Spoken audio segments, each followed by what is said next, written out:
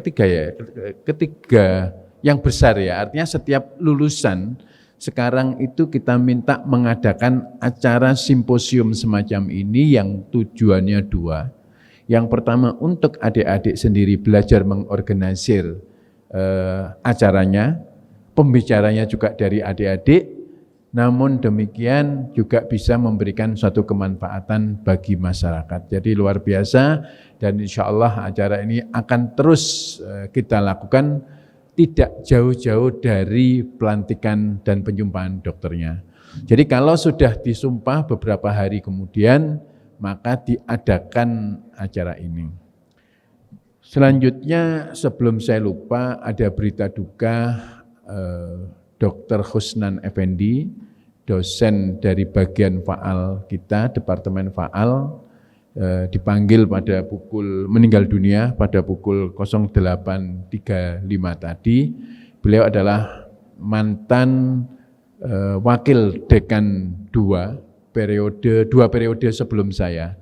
Jadi sebelum saya itu ada Prof. Djoko Santoso 2010 sampai 2015, almarhum Dr. Husnan Effendi ini 2005 sampai 2010. Kita doakan saja, Allahumma fillahu warhamhu wa'afihi wa'fu anhu. Semoga beliau diterima di sisi Allah Subhanahu wa taala, diterima amal baiknya dan diampuni segala dosa-dosanya. Adik-adik dan para peserta secara online yang saya hormati, saya cintai, kemaknaan dari acara semacam ini seperti yang saya sebutkan tadi memberikan manfaat selain untuk kita sendiri, bagaimana menjadi seorang pembicara. Saya melihat adik-adik angkatan yang baru dilantik ini sudah pada ahli semua untuk menjadi pembicara. Minimal walaupun saya belum mendengar apa yang dibicarakan, sudah penampilan fisiknya sudah layak sebagai seorang speaker yang handal. Tepuk tangan untuk mereka semuanya. Mudah-mudahan nanti apa yang disampaikan akan sangat bermanfaat untuk kita semuanya dan hadirin semuanya. Seperti apa yang disampaikan oleh Dr. Wawan, saya memanggilnya Mas Wawan gitu, Dr. Edi juga. Jadi diharapkan bahwa acara ini memberikan semacam menambah wawasan terhadap diri kita dan juga kepada masyarakat, karena acara ini pun juga nanti akan diikuti secara online dan biasanya acara-acara semacam ini nanti akan diposting di YouTube sehingga masyarakat bisa melihat. Apalagi nanti ada pembicara tamu dari Malang yang influencer beauty estetika ya. Nanti insya Allah kita akan banyak belajar dan apa yang akan kita pelajari, apa yang kita dapat di Fakultas Kedokteran seperti yang Dr. Edi tadi sampaikan akan menjadikan kita dokter berbintang 7 karena di dalamnya ada unsur memahami atau menjiwai, memiliki jiwa sebagai seorang entrepreneur. Dan juga kita berharap bahwa acara ini yang diikuti oleh adik-adik mahasiswa, adik-adik DM, mungkin juga PPDS bisa melihat mana yang benar dan mana yang kurang karena banyaknya pelayanan-pelayanan yang terkait dengan estetika dan kecantikan sangat marak. Bukan saja yang ada di tingkat lokal domestik, namun juga dari luar negeri berlomba-lomba. Ada mereka yang sekedar untuk mencari keuntungan tanpa memperhatikan keamanan bagi para klien, para konsumennya, para pasiennya. Namun kalau kita memiliki ilmu yang berkaitan dengan masalah beauty estetika dan kita sebagai seorang dokter tentu akan dituntut tidak saja memberikan suatu pelayanan, tapi tentu tanggung jawab yang berkaitan dengan keamanan, keselamatan dari pasien menjadi hal yang utama. Kita tidak akan memberikan sesuatu pelayanan jika itu merugikan kepada pasien. Ini yang menjadi hal yang perlu kita ketahui dengan belajar terus. Saya pikir adik-adik sudah mempraktekkan apa yang menjadi nasihat-nasihat pada saat pelantikan dokter kemarin. Banyak yang menyampaikan bahwa menjadi seorang dokter itu harus menjalani proses belajar sepanjang masa, sepanjang hidup. Karena mereka lah yang mampu melakukan updating keilmuan lah mereka yang akan terus bisa survive untuk memberikan pelayanan, memberikan pelayanan yang sesuai dengan kebutuhan yang ada di masyarakat dengan memanfaatkan teknologi dan kemajuan-kemajuan yang ada di masyarakat. Namun demikian yang harus menjadi sesuatu pedoman bagi kita, kalau ilmu baru, kalau pelayanan baru tersebut masih belum teruji secara evidence based, maka kita jangan melakukan. Jadi kalau testimoni ya jangan ya. Jadi itu yang harus menjadi pedoman kita.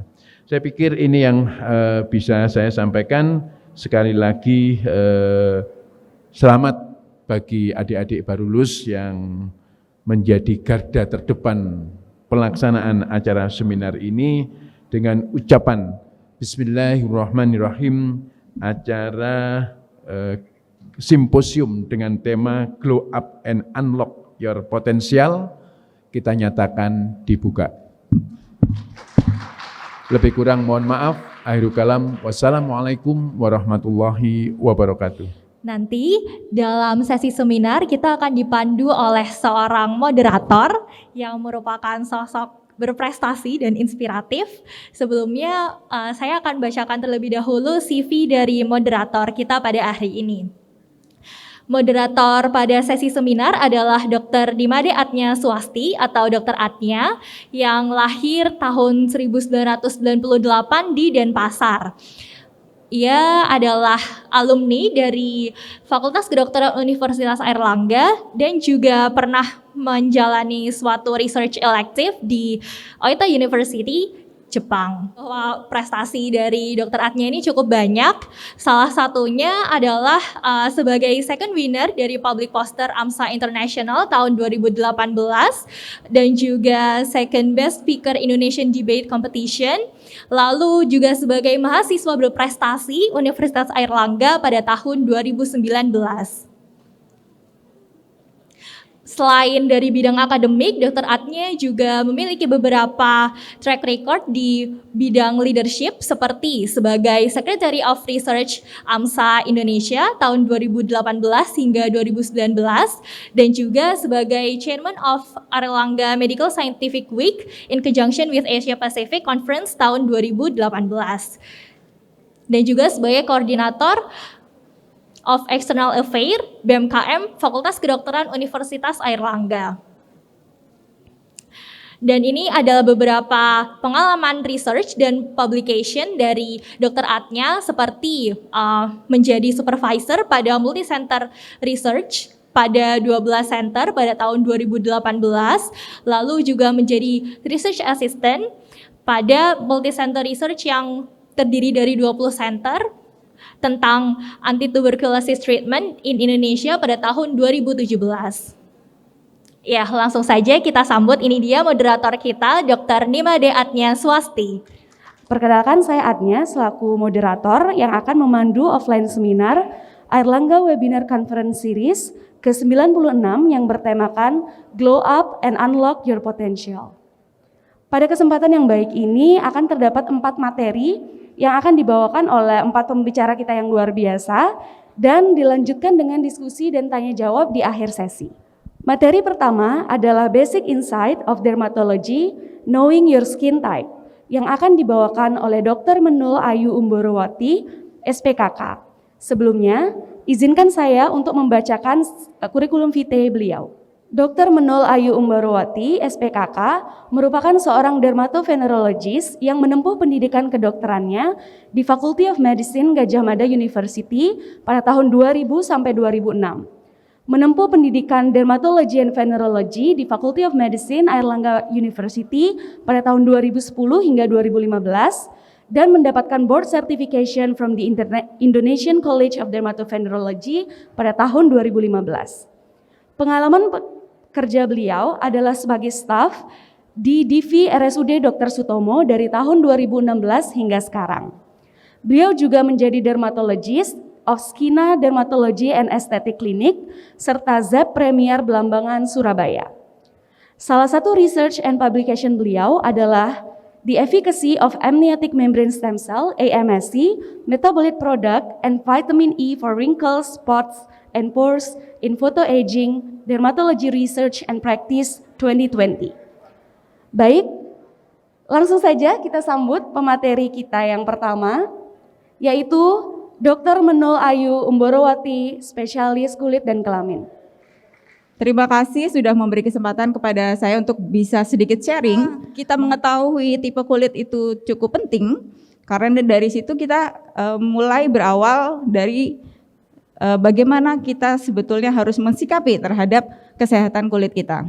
Pada pagi hari ini yang akan kita bahas kurang lebih ada 3 hal ini. Yang pertama tentang skin type, kemudian bagaimana untuk take care of different skin type, and sedikit tips untuk permasalahan kulit yang terjadi. Kulit manusia pada dasarnya bisa dikelompokkan menjadi beberapa, tergantung dari sudut pandang mana kita akan melihatnya.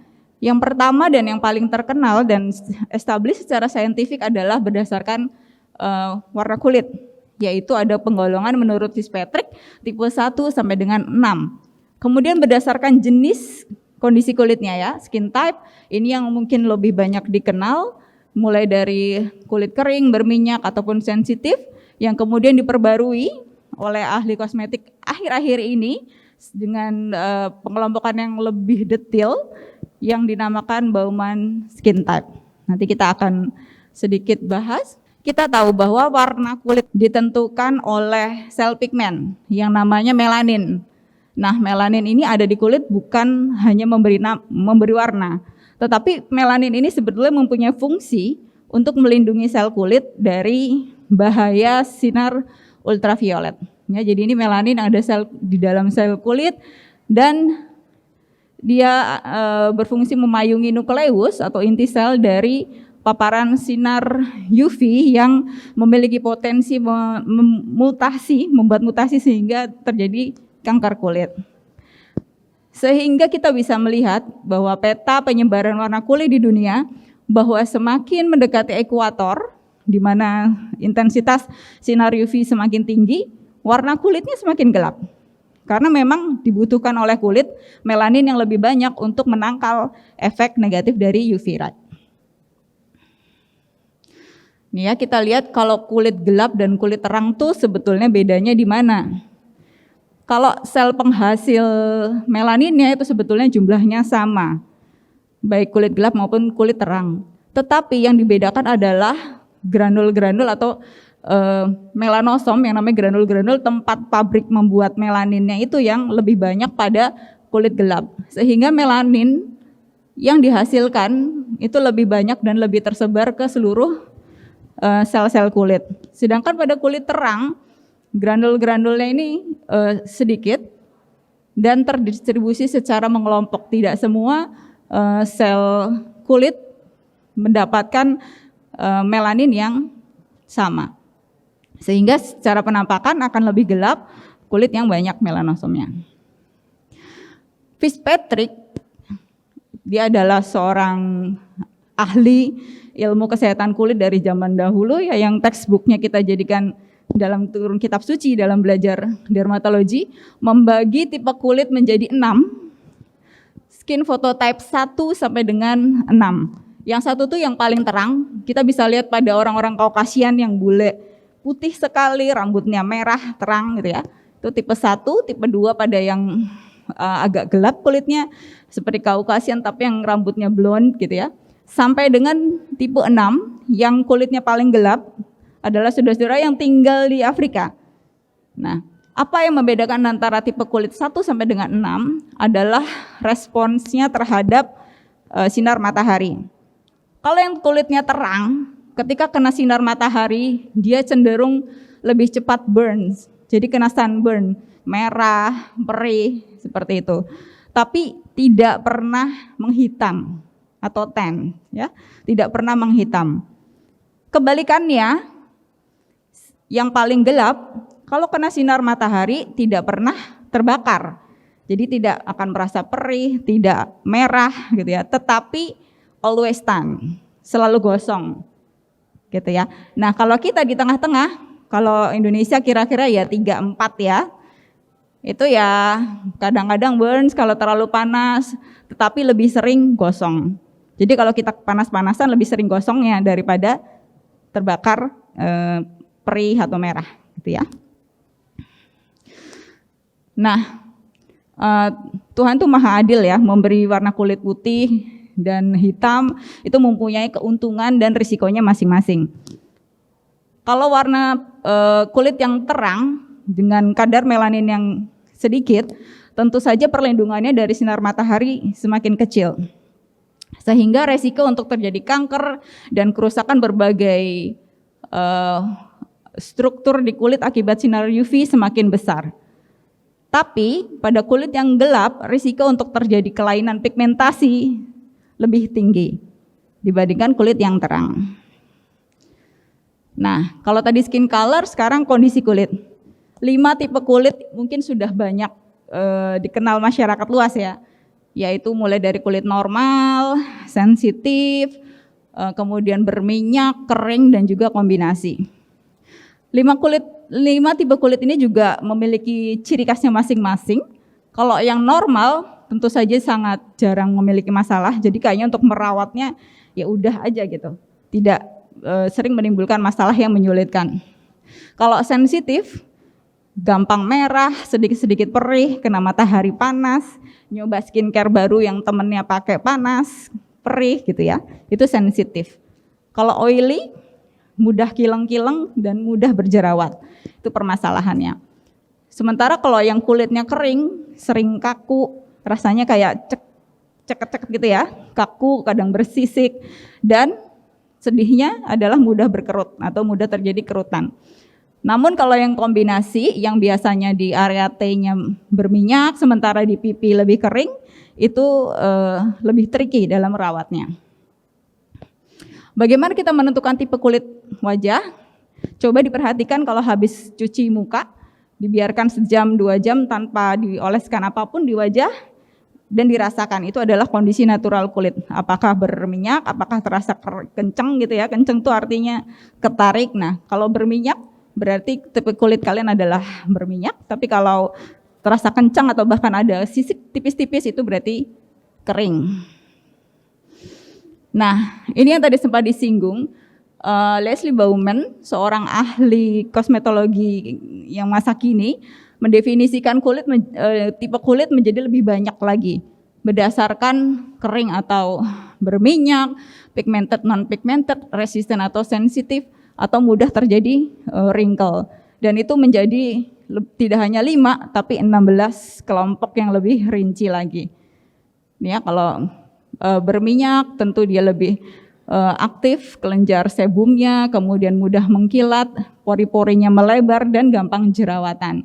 Kalau kulitnya kering, kebalikannya makan kusam, bisa terjadi kerutan dan stratum corneumnya tipis.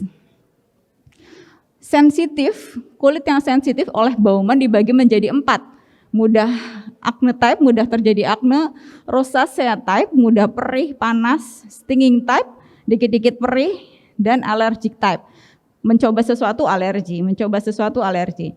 Ya, jadi tidak hanya sensitif gitu aja, tapi dibagi menjadi 4 tipe. Pigmented, apa yang dimaksud dengan pigmented adalah kulit yang mudah terbentuk hiperpigmentasi. Bekas jerawat jadinya coklat, bukan merah, itu pigmented. Terus warna kulitnya kayak tidak merata, sebelah sini kayak gelap, sebelah sini kok lebih terang, itu pigmented. Ya. Kemudian skin aging, jadi kecenderungan mengalami skin aging, mudah terjadi wrinkle atau tidak. Biasanya pada kulit yang kering akan lebih mudah terjadi wrinkle.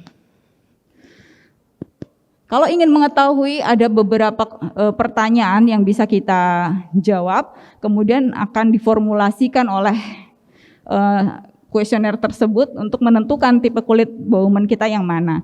Nanti mungkin di booth-nya dermatologi departemen ada ya, bisa dilihat. Ini adalah kuesionernya. Nanti akan seperti ini, kombinasi seperti ini tipe kulit yang muncul. Nah, kalau sudah tahu tipe kulit kita, bagaimana kita merawat tipe kulit yang berbeda-beda? Normal skin, ini adalah kulit yang paling gampang dirawat ya, jadi istilahnya hanya menggunakan basic skincare saja sudah oke. Nah, masalahnya basic skincare itu apa sebenarnya? Basic skincare intinya terdiri dari 3 macam saja. Yang pertama cleanser atau membersihkan. Jadi membersihkan muka itu nggak boleh lupa. Udah kayak makan 3 kali, maka membersihkan muka adalah sekali atau 2 kali sehari. Itu ya. Kemudian moisturizer. Semua jenis kulit perlu moisturizer. Karena moisturizer itu adalah makanannya kulit. Untuk membuat fungsi kulit menjadi normal, harus pakai moisturizer. Masalahnya, moisturizer seperti apa yang kita pilih itu yang menyesuaikan jenis kulit. Dan UV protector. Sunscreen is a must. Ya, jangan mentang-mentang nggak apa-apa nih, nggak kena sunburn, tapi kita bermandikan sinar matahari sepanjang tahun dan lama-lama dia akan mulai merusak struktur kulit kita. Jadi sunscreen itu wajib digunakan pagi sampai siang hari. Dan untuk kita yang sudah mendekati 30 harus ditambah exfoliate. Exfoliate in any condition, di pilihan apapun exfoliate bisa digunakan tergantung kondisi kulit untuk meminimalisir efek aging yang sudah terjadi. Nah, kalau untuk oily skin yang biasanya gampang jerawatan ya, salah pakai kosmetik sedikit jerawatan gitu ya, lama nggak cuci muka sedikit kilang-kilang gitu, apa yang harus kita lakukan? Cuci wajah maksimal 2 kali, 1 sampai 2 kali atau 2 kali itu kalau yang oily harus ya, tidak boleh lebih, kurang juga tidak boleh kalau bisa, karena kalau kurang jadi lebih oily, kalau lebih juga lebih oily. Kemudian pilihlah moisturizer dan sunscreen yang water based atau oil free, bentukannya gel atau lotion. Dan hindari produk-produk yang komedogenik. Komedogenik itu terlalu cekat sehingga menutup pori-pori dan menyebabkan komedo terbentuk. Sementara kebalikannya, kulit yang kering yang dibutuhkan adalah hidrasi, hidrasi, dan hidrasi. Harus menggunakan moisturizer dan pilihlah yang paling optimal. Moisturizer yang paling optimal adalah yang sediaannya lebih cekat, lebih kental ya, yang bentukannya krim atau bahkan ointment atau salep. Cleanser dan sunscreen pun dipilih yang mengandung moisturizer, kecuali kadar kekeringan kan beda-beda ya. Kalau hanya dengan moisturizer saja sudah cukup, mungkin sunscreen tidak perlu pakai moisturizer lagi. Dan jika masih kering bisa ditambah perawatan ekstra ya, seperti toner, serum dan sebagainya yang moisturizing. Nah, untuk combination skin itu lebih tricky. Intinya adalah mencari keseimbangan antara melembabkan dan mengurangi minyak. Pilih moisturizer yang water based dan tipis-tipis saja.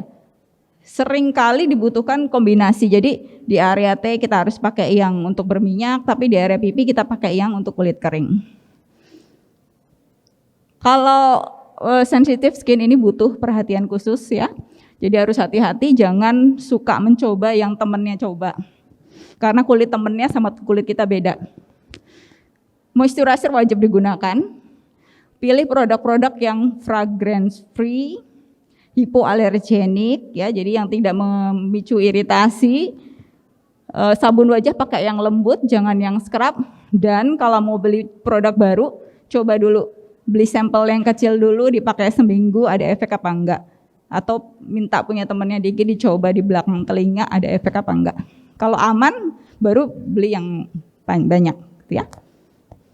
Nah, bagaimana menjaga supaya kulit tidak bermasalah? Yang pertama ya tadi ya, kenali tipe kulit, karena dari situ kita mulai start bagaimana merawat kulit yang baik. Gunakan basic skincare dan pola hidup sehat. Jaga kesehatan kulit dan juga tubuh. Karena kulit adalah cerminan kesehatan tubuh, maka nggak cuma lokal saja, jadi kesehatan tubuh, pola makan, olahraga itu juga tetap harus dijaga. Kulit mau cantik harus berawal dari kulit yang sehat terlebih dahulu. Kalau ada masalah, kenali apa masalahnya. Masalah itu adalah kondisi yang masih berlangsung, tidak normal, setelah kita rutin menggunakan basic skincare. Nah, kalau itu tidak bisa diatasi, maka carilah pertolongan kepada ahlinya untuk mendapatkan perawatan ataupun terapi yang tepat. Ini referensi yang saya gunakan. Terima kasih, mudah-mudahan bermanfaat. Assalamualaikum warahmatullahi wabarakatuh. Baik, terima kasih Dr. Menul atas penyampaian materinya. Selanjutnya materi kedua berjudul Jerawat Tidak Perlu Insecure, yang akan dibawakan oleh Dr. Korisma Permata Putri Nur Aziza. Dr. Korisma menempuh pendidikan kedokterannya di Faculty of Medicine Airlangga University 2016 sampai dengan 2022. Beliau juga merupakan Ambassador of Airlangga University pada tahun 2018, Third Best Student of National Outstanding Student Award pada tahun 2016, dan pengalaman profesional beliau salah satunya adalah menjadi co-assistant in Neurosurgery Department of Hospital Roger Salengro di France 2019. Beliau juga pernah menjadi moderator di ID Surabaya TV pada tahun 2022. Aku suka banget sama kesehatan kulit, jadi hari ini beruntung banget bisa cerita sama teman-teman dan adik-adik aku sendiri tentang jerawat. Nah, ini topiknya kayaknya akan sangat menarik karena kalau dilihat dari usia teman-teman di sini pasti usia-usia yang rentan sama jerawat ya. Dokter Menul tadi udah ngejelasin tentang skin type ya. Aku harap teman-teman di sini udah ngerti tentang jenis-jenis skin type karena itu akan jadi basic sebelum kita belajar lebih lanjut lagi tentang jerawat ini. Yang pertama kita akan ngomongin tentang anatomi kulit dulu karena kita harus tahu bentukan kulit kita itu kayak gimana. Jadi kita bisa recognize sumber masalahnya tuh letaknya tuh di mana titiknya. Nah, kulit sendiri itu sebenarnya penting banget karena dia itu letaknya paling luar dan dia itu paling luas. Jadi kita harus concern sama dia. Dan terutama untuk dalam hal estetikanya ya, paling kelihatan karena dia paling luas. Terus yang penting dan perlu di-highlight di sini adalah kulit itu ada 3 lapisannya. Teman-teman di sini bisa lihat di samping kanan kirinya kulit temennya bisa diperhatiin, itu yang kalian lihat adalah lapisan yang paling luarnya aja. Namanya adalah epidermis. Terus di bawahnya ada dermis dan di bawahnya lagi ada hipodermis. Apa sih gunanya kita tahu itu semua? Di epidermis itu ada pori-pori, ada keluar rambut-rambut kulit kita. Di sana tempat muaranya dari kelenjar minyak yang menghasilkan minyak yang sebenarnya nanti akan jadi key dari permasalahan jerawat ini. Terus juga kalau teman-teman bisa lihat ya, di dermis itu di situ tempatnya disusun sama kolagen, disusun sama ada pembuluh darah, disusun juga sama ada beberapa saraf-saraf yang menerima rangsangan dari luar. Apa gunanya kolagen? Kalau teman-teman perhatiin semakin orang tua, semakin keriput, itu karena kolagennya berkurang. Jadi di situ juga penting. Terus kalau misalkan teman-teman perhatiin, di bagian paling bawah di situ ada hipodermis yang tersusun dari sel-sel lemak.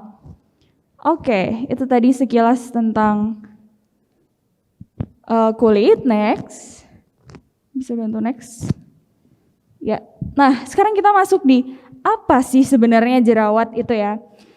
Jerawat itu kita sebutnya medical termnya itu adalah acne vulgaris. Acne sendiri itu ada banyak subtype-nya dan untuk tipe yang paling umum itu namanya adalah acne vulgaris gitu ya. Nah, acne vulgaris ini itu sebenarnya lesi atau sebuah gangguan yang disebabkan oleh kelenjar sebasea. Gangguannya ada di situ, tapi letak lesinya itu ada di folikelnya yang tadi aku jelasin, di muara, di pori-pori ya. Nah, jenisnya itu ada banyak. Kalau kita lihat nih, sebenarnya yang disebut jerawat tuh yang kayak gimana? Sebenarnya jerawat itu bentukannya tuh ada macam-macam. Nah, di situ bisa teman-teman lihat, ada komedo, papul, pustul, nodul. Kalau teman-teman lihat di foto ini di sini kita bisa lihat berbagai macam lesi yang disebutin ini. Makanya kita sebut polimorfik. Poly itu banyak, morf itu bentuk. Jadi bisa berbentuk bermacam-macam gitu. Terus di sini bisa dilihat misal